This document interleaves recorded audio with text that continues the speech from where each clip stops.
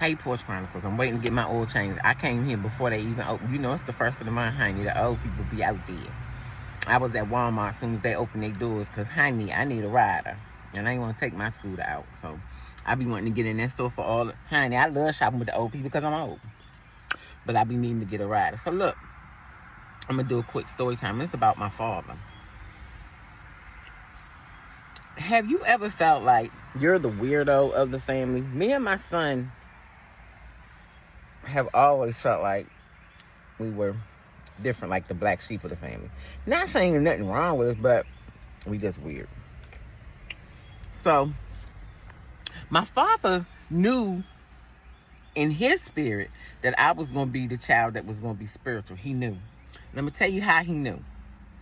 It hit me all at once last night when I was having a conversation on the phone with my pastor from Atlanta. She just texted me out annoying and told me how proud she was of me and blah, blah, blah. And I was like, she was like, you have grown so much. And she was like, and they watched Porch Chronicles. Her and my aunt did that last night. So I'm like, I had a revelation last night. My father was spiritual, but my father never got to that part of his journey. Most of the time, I don't know, I can only speak for what I know about me. People who are spiritual, most of the time have a real big foundation in the church. Because it is about you going back to your power source, which is always going to be God, whatever you want to call it, power source, universe. So my father told me stuff he never told anyone. My father was born with a veil on his face. That's like when you're born breech, and not just breech, or he was born with the placenta over his face. That's called a veil in the spiritual world. He told me that. My father also told me a couple of stories. I'm not going to tell the stories on here because they're very super spiritual and they'll weird you out. But he told me this stuff when I was a little girl about certain things he used to see. And it's very supernatural. It's not stuff that you're going to see with your natural eye. He used to be like, yeah, I used to see this and I used to see that. And it was a certain house they lived in where he used to see a certain spirit all the time of a person that had died there. My father used to tell me this stuff. And I never told nobody because he was just like, I don't know. I guess it was what it was supposed to be between us in the spiritual realm at that time. So before my father died, my whole family went to Ohio. We went to go visit him in the nursing home. He was in the nursing home. And we all went. Now, this is when I was at my heaviest weight. And my father told me some stuff about me. He was like, you're my child. You're the child that you're my only child that you can just pick you up, put you anywhere, drop you off anywhere in the world and you'll make it. He was basically like, he was like, it don't matter where you go, you're going to always make it.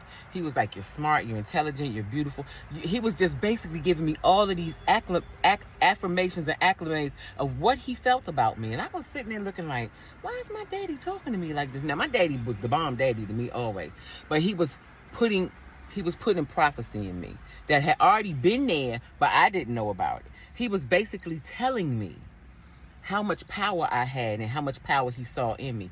And the last thing my father told me, he said, there's only one thing I need you to change about your life and do for me. And I was like, what is it, Daddy?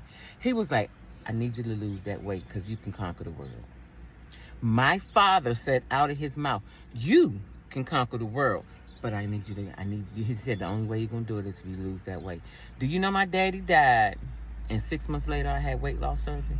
I had put weight loss surgery off for a long time because I was afraid. One of my clients had died from it, and she was in her early 30s. So I was like, it really terrified me after she passed away. I was like, I ain't doing that. She was young and healthy, and she died from having weight loss surgery. So I didn't think about it no more. So it takes 3 months to get weight loss surgery because you got to go through all of these tests.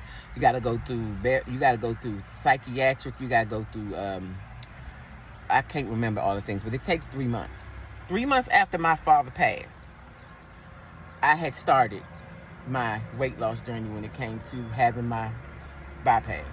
And within 6 months of my father being gone, I had weight loss surgery.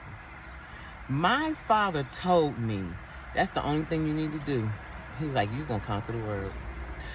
I didn't realize exactly what was going on until everything was unfolding yesterday. When people kept getting in touch with me and talking about certain subjects, and I'm like, what in the world is going on today?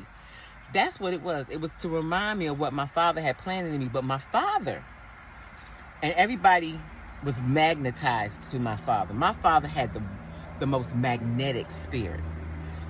Because he had that in him. It just did not activate before he left this world, before he transitioned out of here.